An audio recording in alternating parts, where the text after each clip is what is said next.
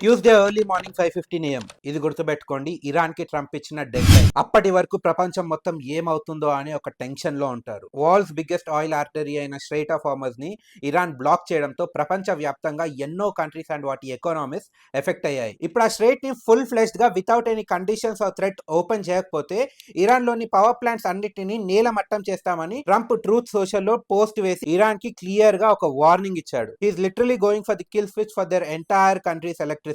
ఇక్కడ ఇరాన్ కూడా ఏం తగ్గట్లేదు. వాళ్ళు జీరో రిస్ట్రెంట్ పాలసీని అనౌన్స్ చేశారు. అంటే ఇఫ్ ఇన్ కేస్ యుఎస్ ఒక్క పవర్ ప్లాంట్ ని టచ్ చేసినా ఇరాన్ ఆ రీజన్ లో ఉన్న అన్ని US related water and energy plant ని టార్గెట్ చేస్తుంది. Global oil already $120 per barrel touch అవుతుంది. ఇండియాలో కూడా లాజిస్టిక్స్ అండ్ డెలివరీ కాస్ట్ పెరిగిపోతున్నాయి. Thousands of marines are moving towards the Gulf. Both US navy and Iran missiles are on active mode. ప్రపంచం అంతా ఈ 48 hours ఏం జరుగుతుందో అని వెయిట్ చేస్తుంది. Is this the start of massive energy war? ఈ global tension మన డైలీ లైఫ్ ని అండ్ బిజినెస్ ని ఎలా ఇంపాక్ట్ చేస్తుందో నేను ట్రాక్ చేస్తూనే ఉంటా. What is your take on this? Iran వెనుకకు తగ్గుతుందంటారా or is it a game on? Comment your thoughts and follow the Telugu catalyst for more such interesting videos.